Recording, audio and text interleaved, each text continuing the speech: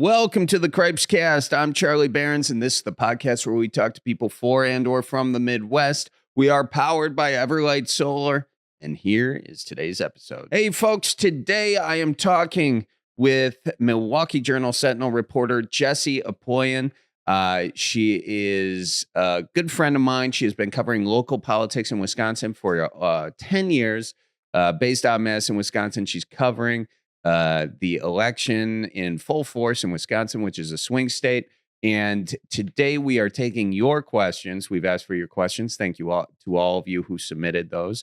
And we are having her answer them from, you're hearing it straight from the person's mouth who gets the information straight from the horse's mouth. So a lot of great stuff. We talked about everything from how to vote in your election, the importance of local elections, AI, the environment, Trump, Harris campaigns, both of them, the VP candidates. We cover a lot of ground in this. So it's a pretty good listen if you're looking to just kind of catch yourself up on this election, which is fast approaching.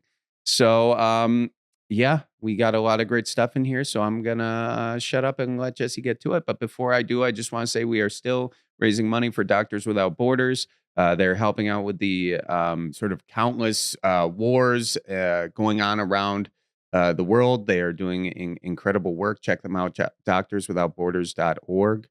And you can also follow them at Doctors Without Borders. All right, ladies and gentlemen, without further ado, here is my conversation with Jessie Opoien. So thanks for coming in, obviously. Very important election coming up, whatever side of it you're on. Everybody feels like it's a very important election. And that said, there's just like a lot of questions I've been getting, kind of in my DMs. And so I thought it would be good to bring somebody on who is how many years have you been a local journalist in Wisconsin? It's been a little more than 10, I would say, maybe like 10 to 12. 10 probably. Years covering politics, largely, right? Yeah, yep. And so you have worked originally at the Cap Times, right? Cap Times for almost 10 years, and I've been at the Milwaukee Journal Sentinel for the last year plus. Yeah. And specifically regarding this election, you have seemingly just been all over it on a local level, a national level. And it's easy to do in Wisconsin to have both local and national levels because Wisconsin is one of, 8 swing states? Yeah, I mean, they won't leave us alone. We've got candidates and their spouses and their running mates here pretty much every other day of the week at this point. Yeah.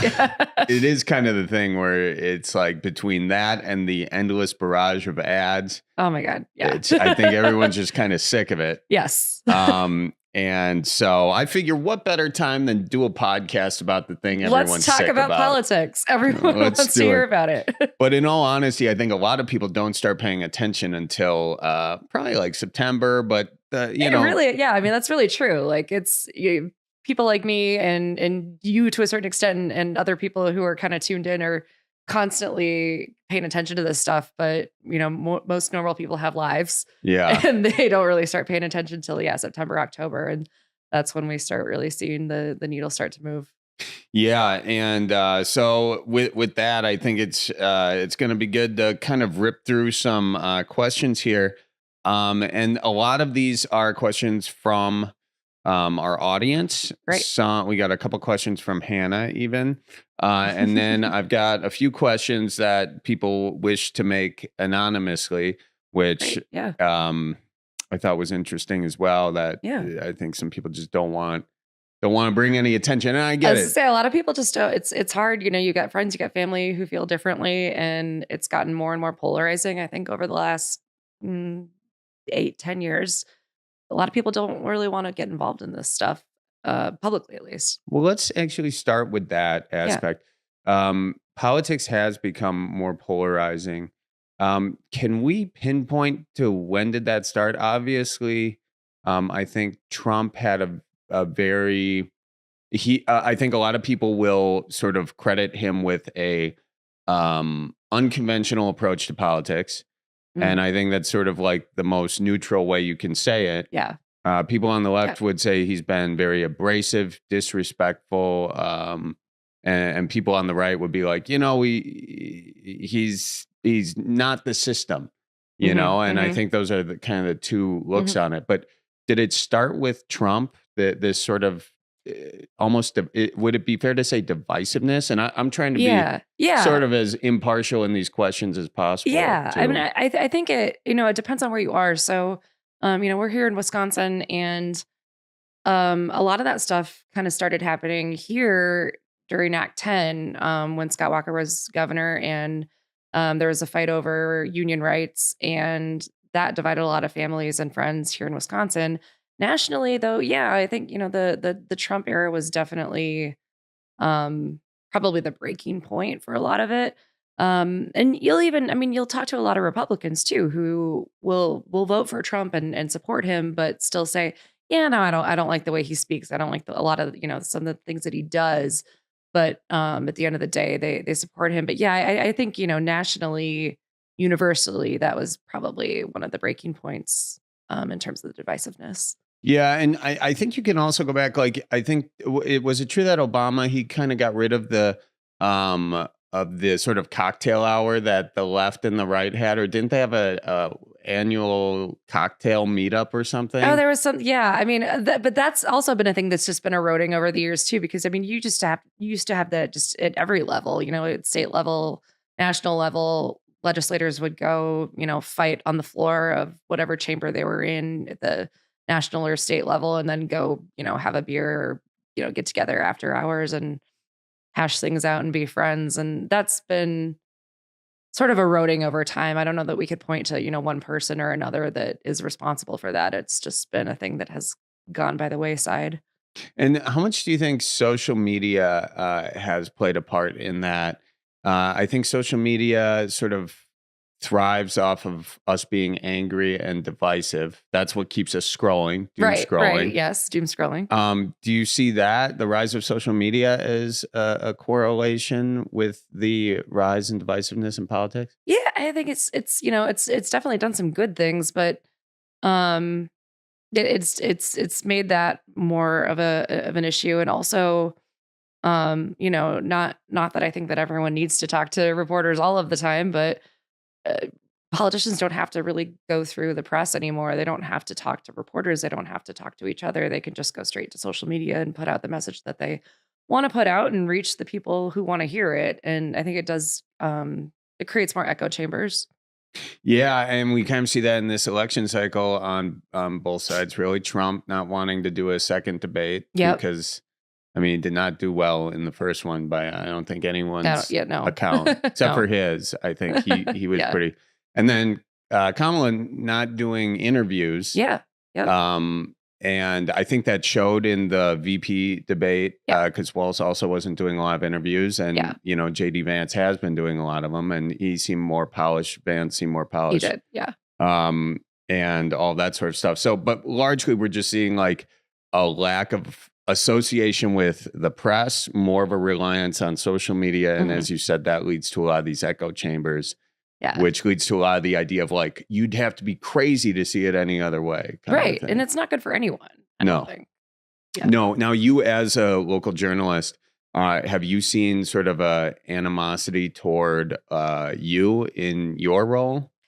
It's changed over time. I would say, I've gotten this question since Trump started, running the first time around. And we certainly saw a lot of that animosity at the national level during the first campaign. It's a tired joke, but how every trend makes its way to the Midwest just a few years later than it does to one of the coasts. I think that was true of the animosity toward the press. Yeah. The first time Trump was running, I really didn't feel a whole lot of that. I would go to the rallies.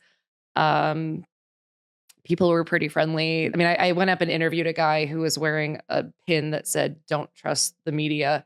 And I was like, "Sir, could I interview you?" And he, it would be like to a person every time I would interview someone, they'd be like, "Well, blah, blah, blah, blah, the media, but you seem nice."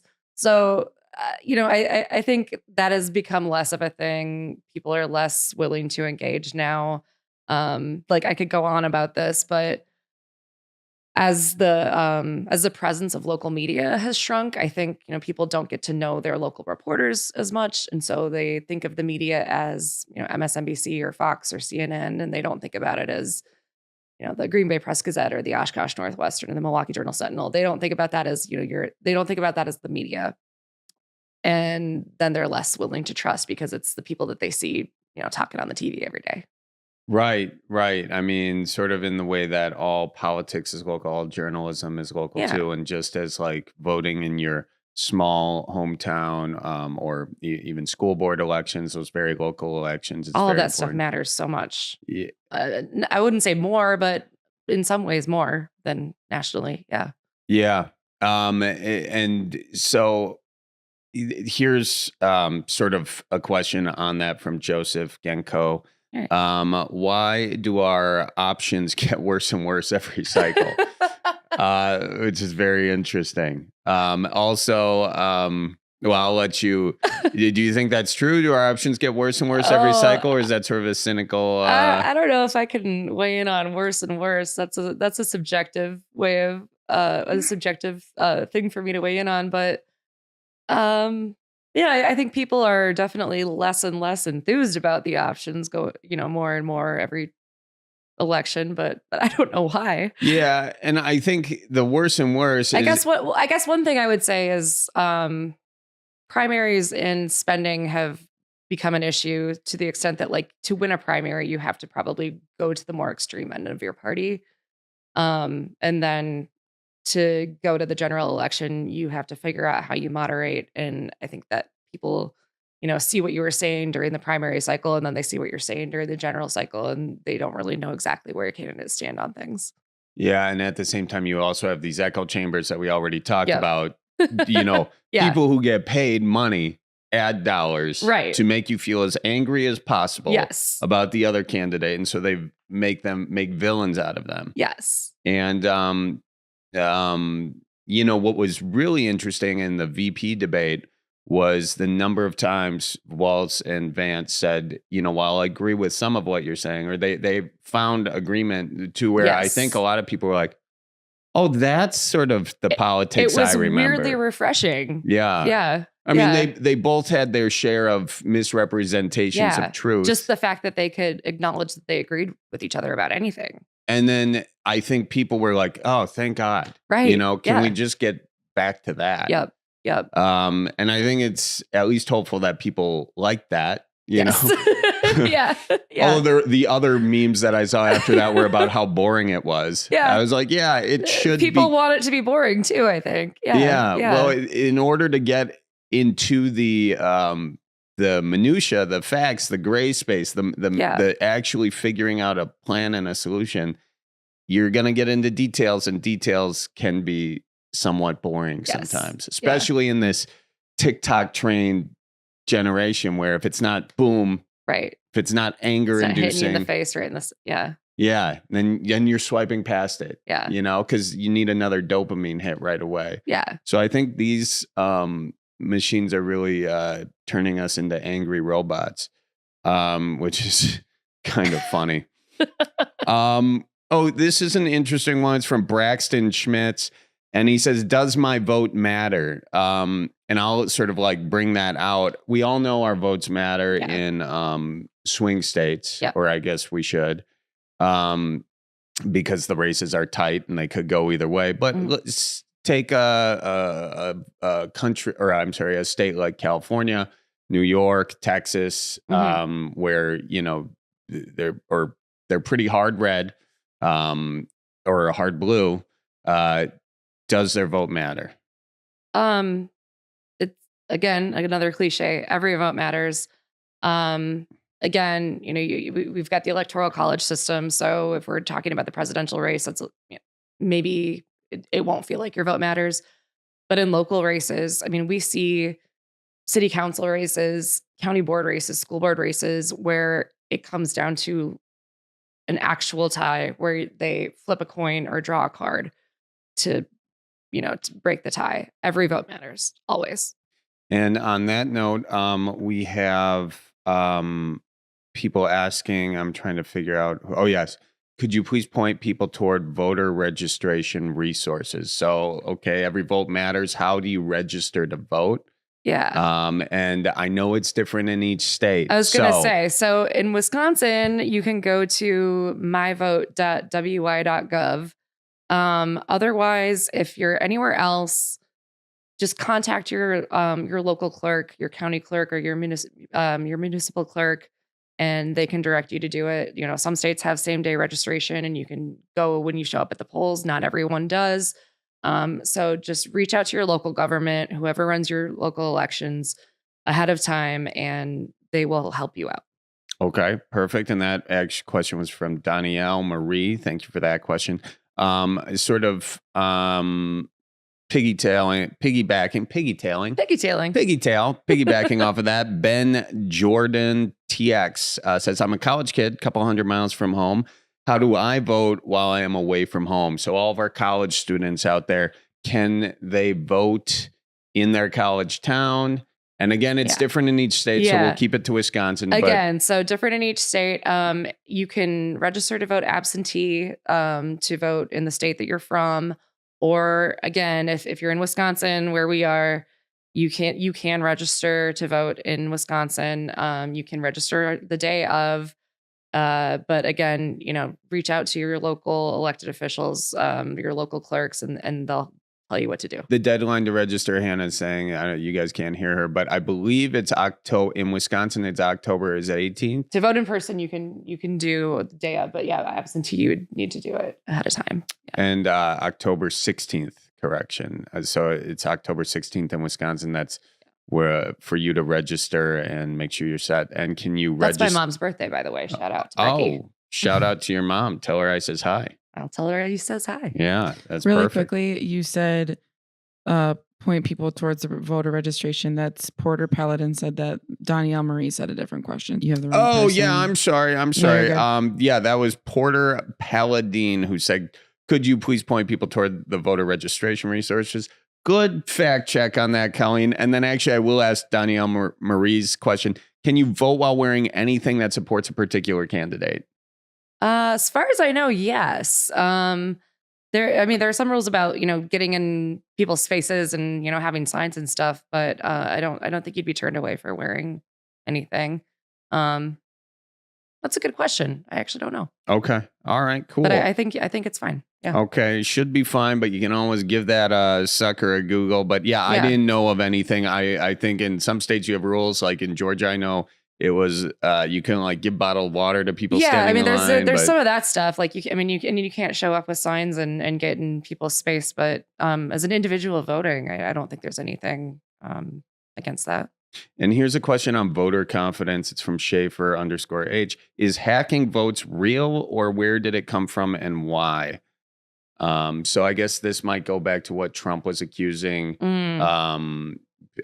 folks of doing after the 2020 election. Yeah. And I believe the company that he accused this of, Dominion, they there was no evidence of this, and they eventually sued Fox News, I believe, for pushing false stories and about Newsmax, and both of the companies had to stop, making the claims that they're making. Yeah, so every voting machine that is wired to anything, it's not hooked up to some big database or some cloud thing that can be hacked. It's all really centrally located. In Wisconsin, in particular, we have this really decentralized system, which means that it would be really pretty much impossible to hack anything here. One of the other things that comes up, though, and I don't know if anyone's asked about this, is so in Milwaukee, the night of at 3 a.m., you get this, what Trump calls a ballot dump, where thousands of votes come in. And that is because you're not allowed to start counting those absentee ballots until the day of. And so they start doing it during the day. And that means that at some point you have a whole bunch of votes coming in that weren't there before. And it doesn't mean that someone, hauled them in from somewhere or made them up, but they're just not allowed to start counting some of these things until the actual, election is in process. Okay. So, and that is something that, all elections I remember watching had that. Yeah. That was a thing. So it's a thing in a lot of states. Some states have taken actions to change that. Wisconsin hasn't. There have been some laws introduced bills introduced to try to do that. They haven't passed, but yeah, it is a thing in other states too. Okay, cool. Now, in terms of, there's quite a few questions on misinformation. Sure. And one of them is just saying, like, how do you handle the misinformation that surrounds candidates and policies? So you as a journalist, how do you dig through all of it? Because there's so many people just so motivated to put misinformation into this election cycle. Yeah, it's tough. One thing that scares me, to be honest, is the introduction of, or the rising prevalence of AI. I think Jake Tapper on CNN actually just did a segment a couple days ago where he did the entire intro with an AI video of himself doing the intro. It wasn't him. So that's going to be a thing that we're going to have to figure out. And I don't know how we're going to do that. In terms of just actual misinformation, to a certain extent, that's always been our job to try to filter through some of that stuff. I mean, we get pitched a lot of opposition research. We get pitched a lot of stuff to wade through and figure out, is this real? Is it worth covering? Is it worth talking about? But I guess the best answer I have is we just have to keep talking to people and doing our research and doing the best we can to verify everything we can. And it is getting harder and harder though. And that question was from Master Sora 701. This follow-up question, is there actually an unbiased news source anymore? That's from Wardley 2165. So is there actually an unbiased news source? Well, I think that a lot of news outlets offer good, relatively objective coverage. When we talk about bias, every human being obviously has life experiences that inform the way that they view the world. I mean, you look at the world the way that you were brought up and through the experiences that you've had. I do the same. My job is to listen to other people and talk to other people and find the facts and do the best job that I can to present those fairly, find all of the sides. It's not necessarily two sides. There's a lot of sides to things a lot of the time. I don't know that anyone could truly be unbiased. I think it's more of the question of, can you present things fairly? Can you present them accurately? Can you be as transparent as possible? And in that case, yes, I think there are a lot of sources that are good at doing that. For me, I cover stories sometimes where it might be a bill, it might be an issue that comes up that I might feel a certain way about it, but then I go talk to someone, and then I go talk to someone else, and then I go talk to someone else, and every time I talk to them, I'm like, well, that's a good point. Well, that's a good point. Well, that's a good point. And they don't all agree with each other. And I think that most journalists, that's what they try to do. That's what we try to do, is just find those different points and try to present them as fairly as possible. But I mean, we're not robots. Everyone's got a little bit of a, not yet anyway. The robots may replace us soon. But speaking of robots, can somebody say, well, perfect, why shouldn't I listen to the robot news? Do the robots have bias? The robots do have bias. So I work for the Milwaukee Journal Sentinel, which is part of the USA Today network. And we actually we have a thing. I hope I don't get in trouble for saying this, but there's a service that we have through our network that will go through your story and provide like the 3 key points from it. Mm-hmm. I recently did a story, like a long deep dive into the changing politics of Waukesha County. And I mean, I talked to a ton of people. I did a ton of research. I got all these demographic things. And the top 2 points of the AI robot summary were spot on. And the third one was just this like not throwaway, but little factoid that I had in there about the water, like the healing properties of the water that originally attracted people to Waukesha. And that was what the robot picked out as one of the 3 key points of this story. So no, I don't think we can trust the robots yet. But when they come for us, Yes, my overlord. I will trust you. them. Take me where you need to go.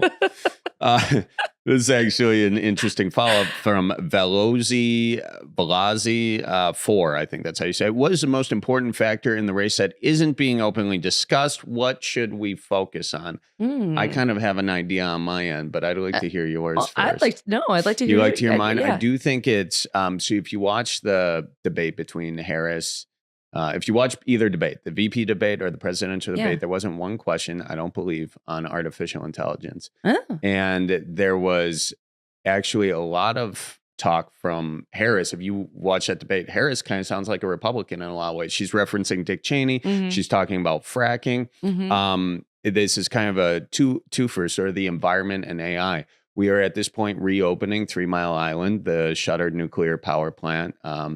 In Pennsylvania, Microsoft is purchasing that and running open up nuclear energy again. Elon Musk is opened up a plant in Memphis for his AI, the Gronk or whatever his AI thing is. It's using enough power, these AI facilities, to power 200,000 homes, I believe. Something crazy in that deal. So we're talking about the U.S. and the world has increased energy use, all kinds, but oil production has gone up and up and up, despite everybody's commitment to cut it. And largely, Google has even gotten rid of its commitment to being carbon neutral now because they're trying to power their AI. So we are putting all these resources into developing artificial intelligence, and it does have its benefits, but at the same time, it's got some pretty interesting detriments. Specifically, Elon Musk, as I see, he's developing all these robots, these sort of humanoid robots. I believe he calls them Optimus. But he said in an interview recently, there'd be billions of robots in here in not the very distant future. Right. 5 years maybe, or 10 years, but certainly he's developing them to the tune of millions right now. If we are doing all of this with the robots, those robots are going to help in homes, but they could replace teachers. They could replace warehouse workers. The U.S. government is training robots in military development. China has these AI robot dogs with guns on them. Those are terrifying. But the U.S. has an AI fighter jet that beats a human in dog fights. They just did that earlier this year. The exponential increase in technology is astounding, while the environmental implications are equally astounding. And we didn't have one question on that in either debate. So to me, I know I wormhole on AI, and these guys are both looking at each other because I do it but it's the most amazing thing that very few people are talking about. That's why I can't shut up about it. I mean, I think that's a great point. And also, if, to that end, to broaden that a little bit, if you looked at like crypto and the amount of resources that takes to, mine Bitcoin and the energy involved in that. So, I mean, I think I don't have a lot to add to that other than just energy policy overall. I don't know where we're going on it. And I don't know that either party really knows where they're going on it. You're seeing Republicans start to talk a little bit more about renewable energy. I think you're seeing Democrats start to talk a little bit more about figuring out, if they can embrace nuclear energy. And to your end, I mean, we're just using more and more of it. Yeah, and it seems like we also have zero regulation to speak of on artificial intelligence, and at the same time, we're training them for war. Has anyone seen Terminator? But it's wild that largely the public is unaware of it or sort of buries the head in the sand. And I get it because it's very complicated. It's hard to understand and scary, and also convenient in many ways. Super convenient. Yeah. Oh yeah. Yeah. You can have Chat GPT write your whole term paper like that. Yep. And it doesn't do a terrible job. Does not do a terrible job. Yeah. It's frightening. The most frightening thing is the exponential increase in technology. So people may think, it does it, but it doesn't do it perfectly. Right. You can write a joke, but not that good. Well, it's going to get better and better and better. Yeah. I mean, and the fact that, it mines from existing content, so like the it's going to get better because there's existing content out there to mine from. Right. Yeah. Right. And it's largely stealing our data yes. to replace our jobs. Yes. And a few people will get very rich off of it, but then what are the rest of us going to do? I think that's sort of a question we don't have. I see you grabbing your microphone, Kelly. What do you have any? Are we going personal into opinion? Like, what are the actual benefits of like the way you guys are talking about AI right now about how it's going to be like the end of the world? Like, what are they saying the benefits are that makes us keep it?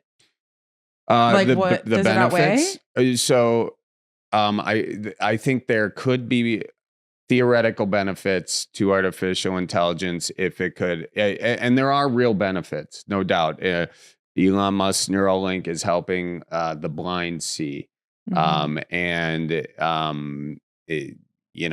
can talk about the downside in a second, but I'll just stick with the positives. It could be used to find and this is what I'd be most excited about, find a solution to climate change, find a way to better sequester carbon, find a way to, sort of reverse the effects that we're putting onto the planet, more efficient ways of producing energy, renewable energy, all that sort of stuff.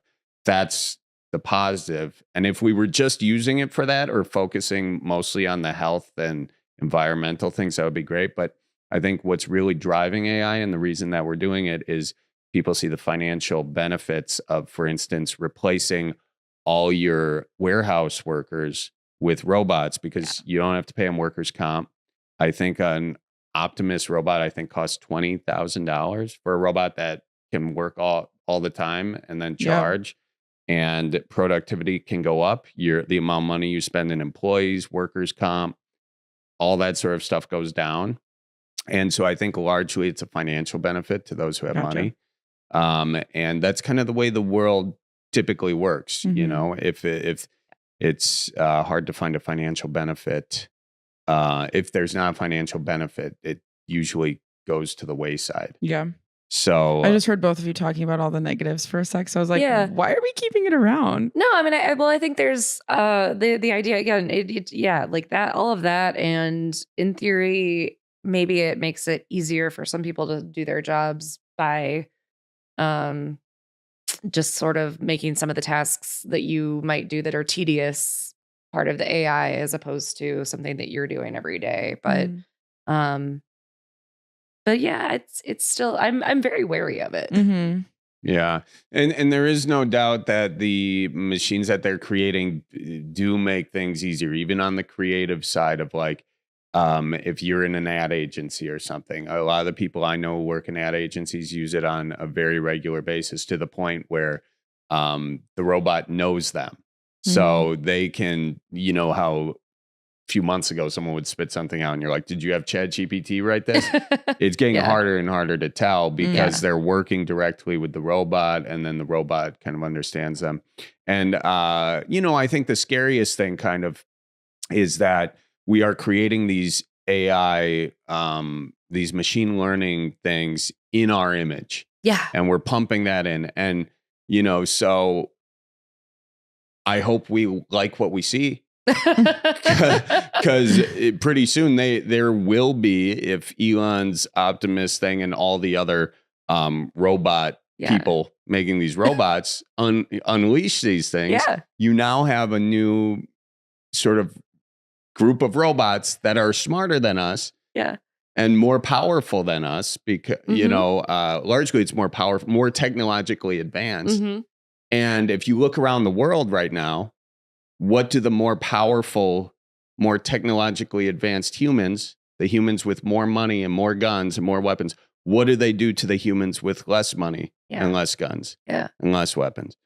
And we see that all around the world. Here's an interesting question. This is from Sarah in Kalamazoo.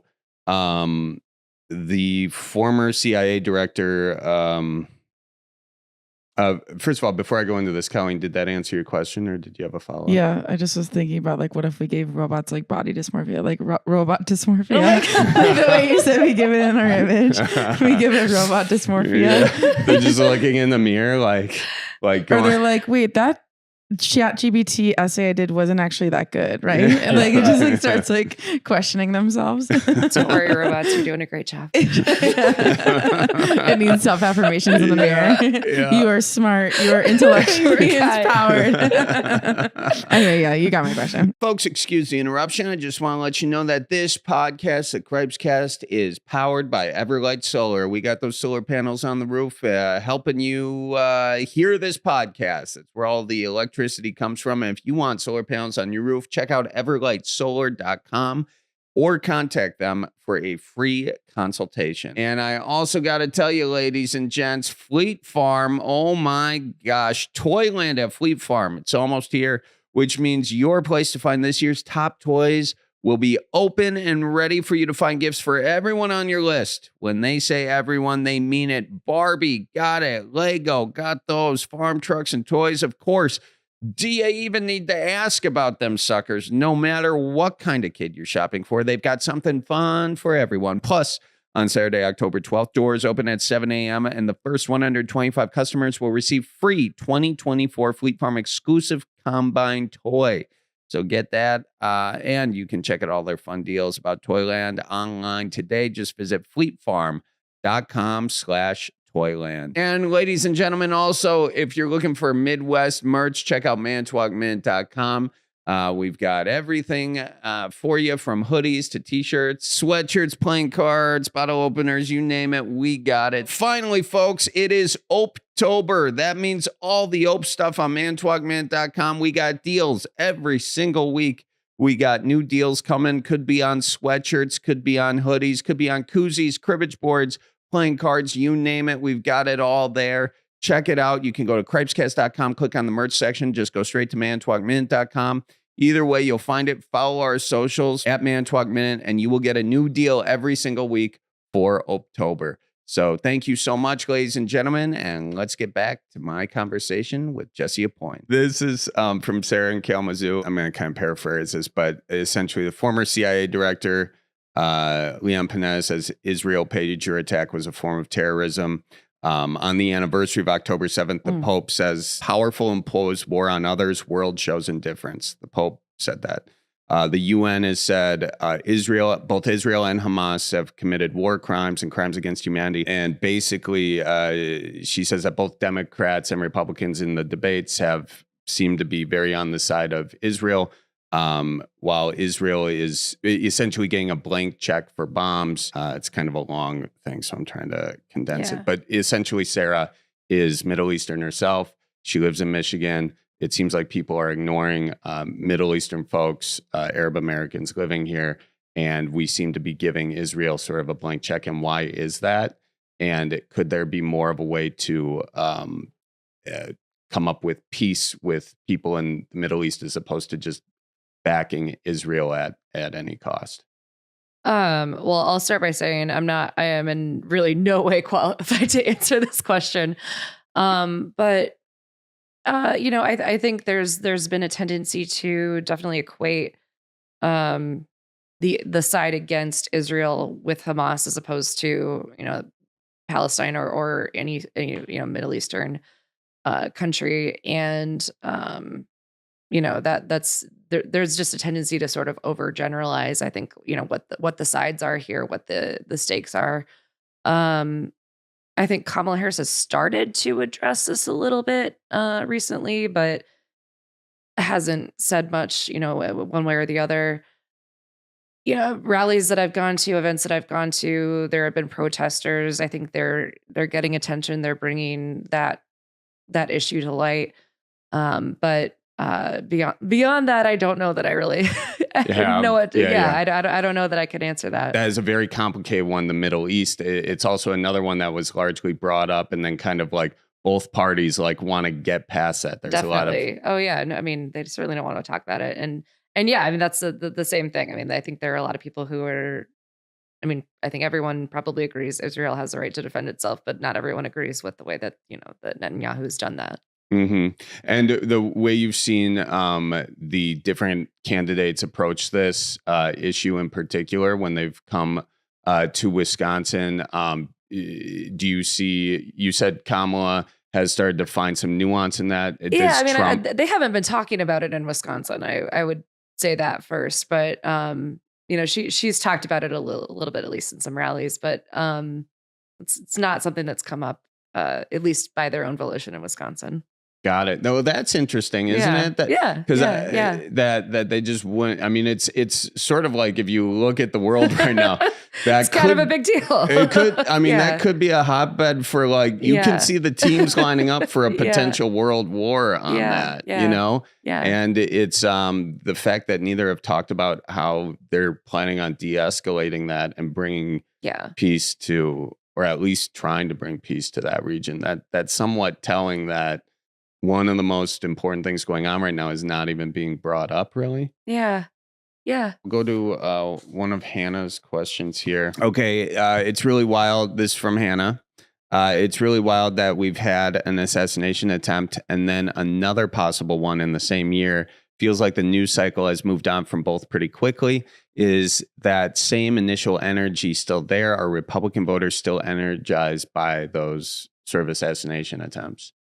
I mean, it is insane that is obvious. Probably one of the most obvious signs of how quickly our news cycle moves that has happened, and we move on as quickly as we have.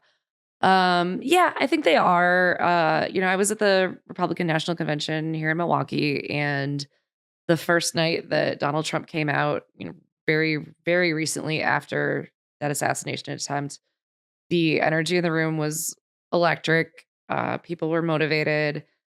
There were people even, wearing little bandages on their ears, I guess, in solidarity. I saw those. But yeah, I think it's still motivating. But it's not. I don't think it's coming up as much as it did. Really, I mean, it was the only thing that people were talking about for a little while, and but Donald Trump's still talking about it, and it does certainly still, stir up the crowd when he does. Mm-hmm. Yeah, I think the larger view of that question too is crazy stuff keeps happening. Yes. And we keep blowing right past it. And crazier stuff keeps happening. I mean, the weekend before the RNC, we had an assassination attempt on the former president. The weekend after that, the current president dropped out of the race. And the vice president ascended to the top of the ticket. I mean, it just doesn't stop. Yeah, it does not stop. And it really hasn't stopped. And I think our ability to focus on one thing and forget things is miraculous. And I think that's largely because we are flooded with content on our phones. It's the robots. Well, I mean, now you're starting to talk like me, Jessie. All right. I know. Gosh. I know. I'm influencing you. I'm influencing you. No, but I do think the more we all catch ourselves scrolling. Yeah. And the distraction that creates, the dopamine hit that creates, and then also our lack of memory in it is kind of astounding. Here's another question. The left/Democratic Party is really trying to push a narrative that if Trump is reelected, it's the end of American democracy. How realistic is that really? Are some of their concerns valid? Is it mostly just fear-mongering? And is there anything that might be able to reassure people that won't happen? That's a big one. That is a big one. Now, I also understand some of those questions. You gotta, as a unbiased journalist, gotta kind of tread lightly. But is there any part of that? I mean, I think some very real and warranted fears were put in place on January 6th of 2021, and I think that we should be paying attention to that and remembering that. I also think that there are a lot of strong checks and balances in place when it comes to, Supreme Court, Congress, state legislatures, governors. There's a lot in place to keep that from, to keep our democracy from toppling. But I also think that people need to definitely be paying attention to that and remembering that and, doing their best to take care of it. On that note, in the vice presidential debate at the end, J.D. Vance was asked if he would have certified in the way that Mike Pence did, certified the election. If he would have done that, he did not answer that. And that is one of those checks and balances that you're talking about right now. Yeah. How concerning should that be? How unprecedented is sort of that statement? Or does that make sense with where J.D. Vance is as it relates to Trump? Mhm. And if that's too political, No, it shouldn't be a question. We know that our elections are fairly and freely and safely conducted. So yeah, yeah, it really that's certainly how I hope more people feel. But I think a lot of that comes from the erosion of people's faith in the electoral system. And on that note, has there been any people? We had a couple questions on voter fraud. I got some in my DMs. Yeah.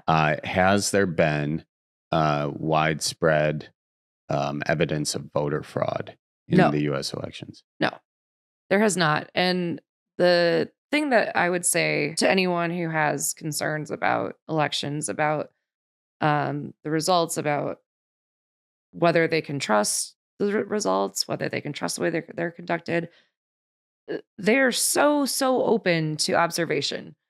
Contact your local clerk. Again, if voter registration, election observation, whatever you want to do, contact your local clerk, contact election workers, go be an election worker, go be a poll worker, or just go watch. There are rules about observation. You know, there are limits on where you can be and what you can do, but you can watch it all, and you can watch the canvassing, and you can watch the results being counted. If you have doubts or questions, just go watch. Yeah. Yeah. I think that is that's a great reminder for people. And I think it brings up the larger point of so much of the anger and the conspiracy or the fear mongering happens when you're doing this, like when you're sitting in there doing that. And I think these phones have they are hardwired to make us keep doing this and keep you getting more pissed off. But if you can go out and communicate with somebody, go somewhere in person. Go watch an election or talk to somebody who doesn't agree with you. Find that uncle that you don't want coming to Thanksgiving this year.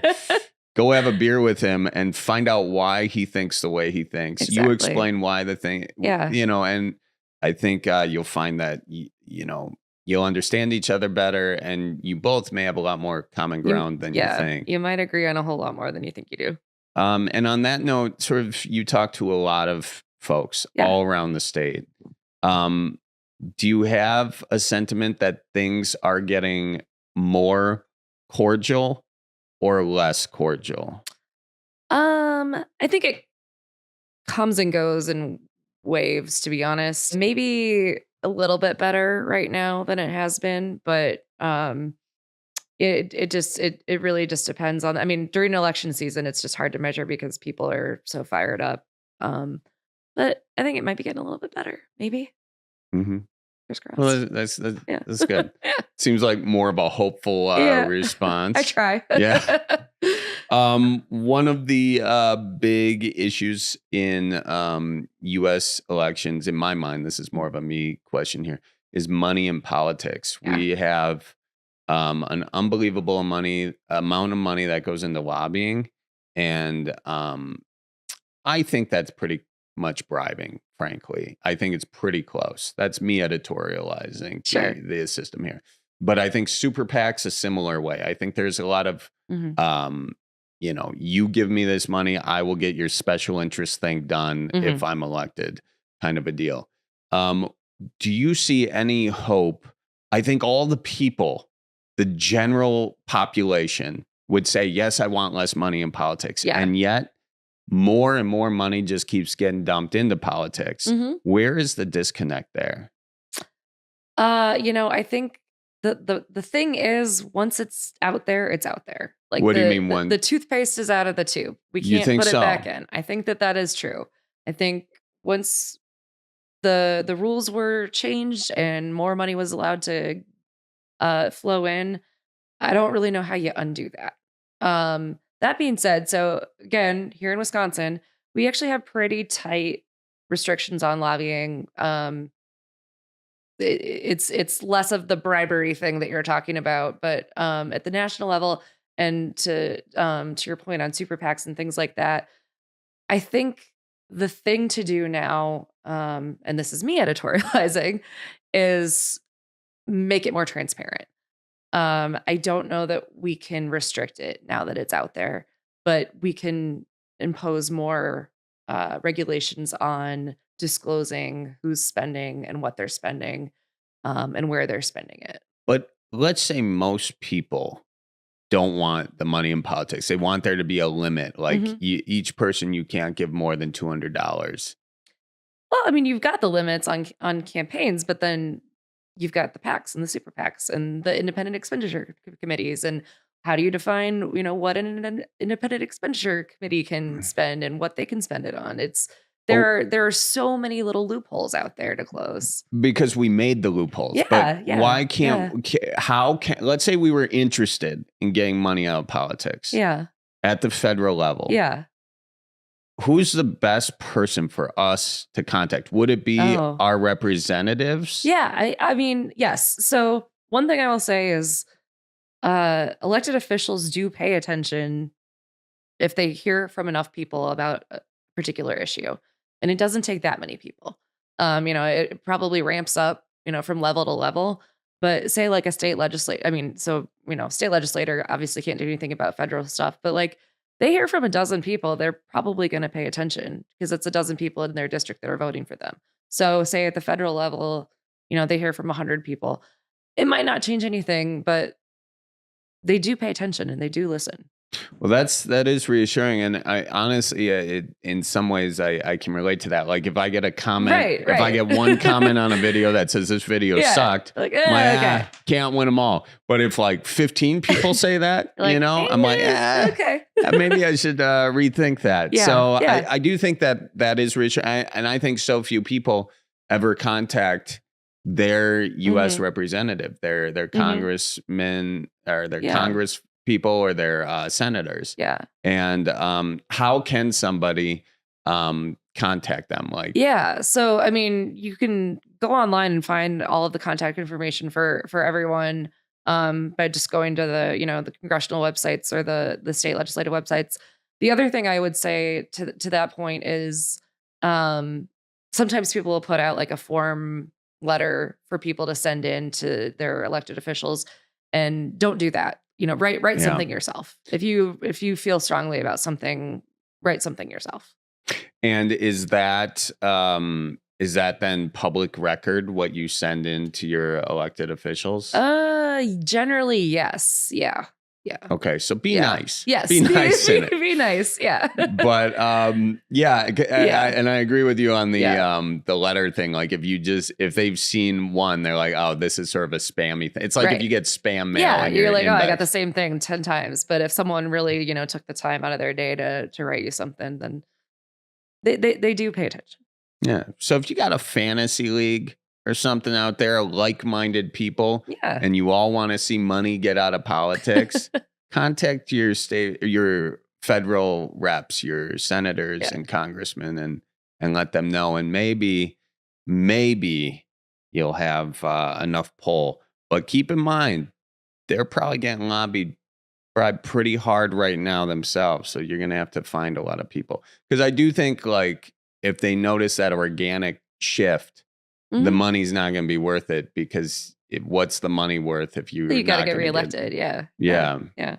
So, but there is hope. There's hope. There's a lot of hope. And I think that's the big takeaway here, despite some of the skepticism coming out. So, all right. Yes, Colin. Thank you. So you kind of answered my question before I even got to it when you say like your local officials or your elected official, the people to reach out there is at the federal level. For the big picture money in politics stuff. Yeah. I mean, we have state campaign financing issues too, but if you're talking big picture, go federal. Yeah. Okay. Just because like sometimes you hear people be like, reach out to your like elected officials, and then it's like, another question I had was kind of like when you were talking earlier about voting local and like it's important to see how it impacts you directly. I was like looking at like USA.gov, and it has like you can look up where you are and like state officials, local officials by city and county. And so I just like, I guess my question is like, obviously you want to make sure you know what you're voting for, but like, what does it mean to the average, like where should they go to kind of figure out where those roles are? And like, I don't know, it's a lot of roles, and I'm realizing that, like I was expanding upon it, but it's just kind of like, if you want to be voting and seeing those changes in your day-to-day life, kind of like, how do people get plugged into that?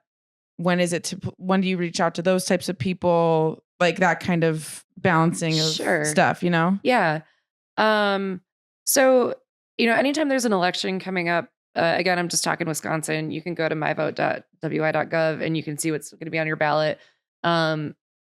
If I'm just like boiling it down to the kind of main things that you're going to be voting for, you're going to have school board races often, city council races often, county board, county executive, mayor, state legislature, assembly, senate, go up to governor. You're going to have races like state superintendent of public instruction. And then, going federal, you've got Congress, you've got Senate, and the presidential races. So, just kind of keep plugging in and find whatever state you're in, find what your equivalent of that is and keep checking to see what's going to be on your ballot. And then look to your local news sources, look to your local government sites to see what those are. Great. Awesome. Hannah, did you have any questions that you didn't get answered? Okay, so politics, this is a great question, Hannah. Politics is becoming less and less bipartisan / moderate, and it's becoming more and more right, left wing. But it seems like Kamala Harris and Tim Walz and even Vance and in the VP debate are really trying to get away from that, trying to get away from the us versus them narrative to move toward bipartisanship. Tim Walz has also said on the campaign trail that it's disappointing that young voters have never really seen a, quote, normal election, unquote, and can't remember a time when politics wasn't this explosive, taboo subject at family gatherings. So the question is, could we actually see a return back the way things used to be? Like I've answered before, I think these things come in cycles and waves. There have been times when politics have been this explosive. There have been times when it's been, this offensive in terms of people, going back and forth with each other. And I think we are at a point where, people are tired of gridlock. They're tired of fighting. They're just tired. So I think we might maybe get there. Hopefully we will. I totally agree. I hope so. Again, hope. Here is one more question that I passed up. This is on Project 2025. Trump says he has nothing to do with it, won't adopt it. Is that true? What is the likelihood that he might adopt some or all, even though he says he won't? So I guess given Trump's history of honesty and truthfulness, I can see why people would have questions about that. Trump, and that's not to say that Kamala and Walz have not said a lie. Sure. Yeah. But Trump is pretty on record with not always finding the truth in things and kind of going back on things. But specifically with Project 2025, do you feel like that is a warranted concern for people? He has publicly disavowed it. He's done a lot to try to distance himself from it. At the same time, he's still bringing people associated with it out to campaign for him. Who can predict what Donald Trump's going to do? I sure can't. But right. He's saying he's not going to do it, but he has not totally disassociated with everyone involved with it. So his actions aren't necessarily lining up with his words. Yeah. Okay. All right. Well, last question. Does your dad have any questions? Jesse's dad is you got here. Any questions? Can it even be a question you've always wanted to ask your daughter? Oh, I don't know about that. Oh, yeah. Sure. Can we give him the microphone? Comment on the AI. What's your thought on the AI? Okay, Jesse's dad. Yeah. So the good part of AI, I mean, they've used it to develop new drugs. I mean, my dad's a doctor, by the way. Retired doctor. Well, this is great, getting a doctor's perspective. That's right. So, they can cut down on a lot of the cost of developing new drugs by using computers to test them with data analysis. And same way with, a lot of the theoretical physics, or I'm also a retired theoretical physicist. Oh, wow. My dad's got a lot of degrees. A lot of degrees. But proving things in physics and math, some of these things where people would spend 20 years doing something, now they can actually use a computer and AI to sort through and find the right direction to go. So it does have... It does. Okay. No, I really want to. I'm glad that you're here to balance out my my paranoia. Do you think you listen to my sort of like thing? Do you think that's warranted, or can you say something to me that would sort of almost reassure myself and those like me that are concerned about maybe it replacing jobs without us knowing what to do in that regard, or these robots sort of becoming their own sort of civilization, not needing us? Is that unwarranted? No, I think that's a very real concern. Very, very much so. Jessie's mom, my wife, she's been talking about the implant forever. So. She's always been afraid of the robot implant in the brain. Well, and so we talked about the benefits of Neuralink helping people see. Yeah. Neuralink is Elon Musk's brain implant, which helps folks. At the same time, you take all the blind people who they're putting that in, they're also using that as an opportunity to test other things. Yeah. And if you listen to Elon Musk talk, he did a podcast, done several podcasts with Lex Friedman where he's gone into detail on this. And I'd encourage people to go listen to them. But he thinks that within a matter of, I believe it's 10 years, we're talking hundreds of thousands, if not more, people with those implants in. And their neurological muscle movements are improved. So they can almost move. They're better. Yeah. Than, so now you're looking at what's the Olympics going to look like in 10 years? And then also you can now Elon Musk has also said that this is a good argument against robots taking us over, because if we have these people with the brain implants, sort of the cyborgs, they can help defend to protect humanity. So those are the conversations that the guy who's inventing it is happening. So I'm not trying to be a conspiracy theorist. I'm not a conspiracy theorist. Someone get his metal hat. No, but that's the thing about this. It's a thing, though. It's a thing. It sounds like you're a conspiracy theorist because of the way technology exponentially improves. And so something that seems like way out of line all of a sudden just starts happening. Yeah. Like, do you remember when bird scooters came to Milwaukee? Yeah. And it was like, I don't know what a bird scooter is. What is that? And then all of a sudden, boom, bird scooters are here. It's kind of similar to these robots that everyone's like, I haven't seen a robot, but all of a sudden, like, they're being manufactured now. And then one day, boom, we have robots here that people are testing and you get used to them. And then, but my concern is not the technology necessarily, but it's sort of the lack of interest from Congress to even take up the issue, largely because they don't understand it. I was going to say the lack of understanding is such a big issue, I think. Totally, because we're not all as smart as your dad, well, No. Don't tell him that. Give that microphone back. But it's a great question. It's a great comment. No, he's a smart guy. But but one, Congress doesn't understand it. But then on top of it, this comes back to the money in politics, which is why I think that's such a huge deal. I think that's fair. There's a lot of lobbying that goes against people understanding it. Normally you need like 9 out of 10 doctors in order to get corroborate. And Charlie's like, I got 1 out of 10 doctors. I got 1 doctor. That's it. Well, this has been fun. Thank you so much for coming on. Before I go, I gotta ask you. It's our Cripes question. Yeah. What makes you say Cripes? What makes me say Cripes? Yeah. What is it now? Bad grammar. Oh, bad grammar. Yeah. Oh, you don't like that? I don't like that. No. My biggest. Which one gets your goat the most? The thing that gets my goat is when people misuse the phrase "begs the question." Begs the question. Because they always mean raises the question. Oh, they mean raises it.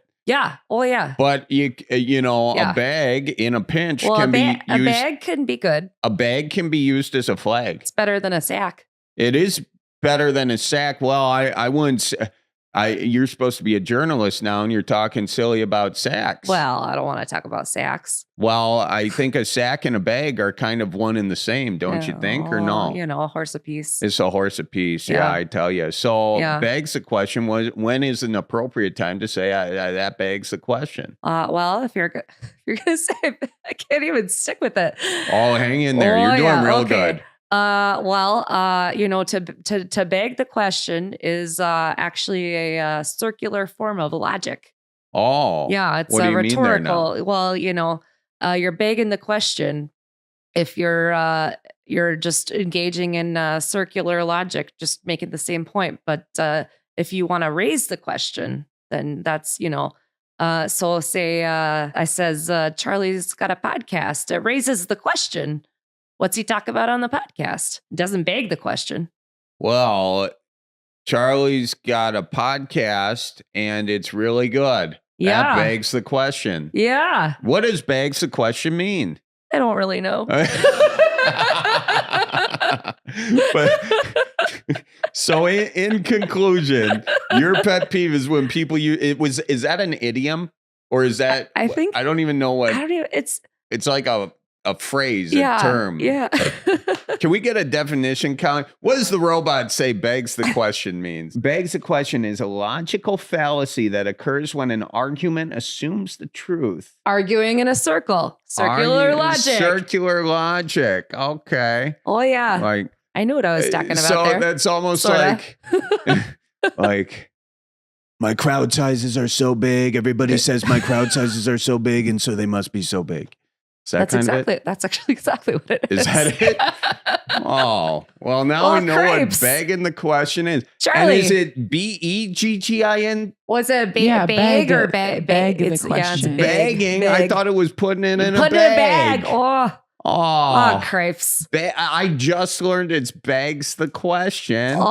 Chocolate is delicious because it is yummy. Like that's the example. Oh, chocolate is delicious because it's yummy. I assume Berens Brandy is delicious. Oh, do you want to try some? Actually, kind of do. You want to try a little bit? Here. Oh, Dad wants to try. Dad wants to try some. All right, come on. Let's do a cheers. Cheers. Thank you for the question. That's not begging the question. No. That's tasty. That's tasting the question right there. Yeah. What's your dad's review on it? What do we think? 11 out of 10. 11 out of 10. And that's a doctor's approval. That is it's medicinal. 1 out of millions of doctors say Berens Old Fashioned Brandy is a 1 out of 10. Good for your heart. Good for your soul. I love that. That's great. Charlie, I got to ask you. Doctor approved. What gets your goat? What gets my goat? So these AI robots. What gets my goat? Honestly, I really appreciate what you do because what gets my goat is sort of local journalism isn't profitable. It's less profitable and it goes away. And I think that then we see truth erode, and we've seen that. Yeah. And that gets my goat because it just gets all of us as people away from truth and believing whatever the strongest voice and the most money wants us to believe. But I appreciate you and people like you who stick to the local journalism, stick to the facts, stick to being as unbiased as you can be while acknowledging that we all have a bias. So cheers to you. Cheers to you. And cheers to all the journalists out there. Cheers to the journalists. And I hope you guys can all register to vote. And that deadline is coming up. And please get out there and vote when the day comes. Vote early if you can. Make sure you get it in there. And everybody, it's going to be okay. Cheers. Folks, that is it for now. Huge thanks to Jessie and her dad for stopping by the Cripescast studio. Make sure you follow her at Jessie Opoien. That's at Jessie Opoien. And you can also follow the Journal Sentinel to check out her reporting. Huge thanks to Jessie for coming on. Huge thanks to all of you for listening. Shout out to Hannah Milos for editing. Colleen Maraca for producing. And thanks to all of you for listening. And please make sure you get out there and vote and register to vote here in Wisconsin before the 16th. All right, ladies and gents, we'll see you next week. Watch for deer. So roll out the barrel and get the band brewing. Life's got you down, just keep her moving. It's on Wisconsin, the Badgers say it's the old Wisconsin Jubilee. You know, sometimes when you're ice fishing, you put your foot in the walleye hole and go ass over tea kettle and you think you're done. No, you gotta keep her moving.